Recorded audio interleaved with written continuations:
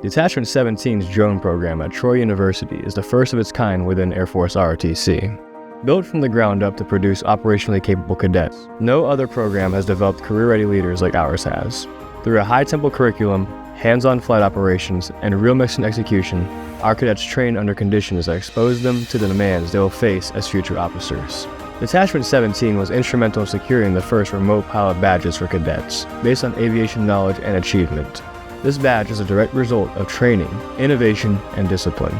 Our drone program was established to go beyond generating interest in aviation.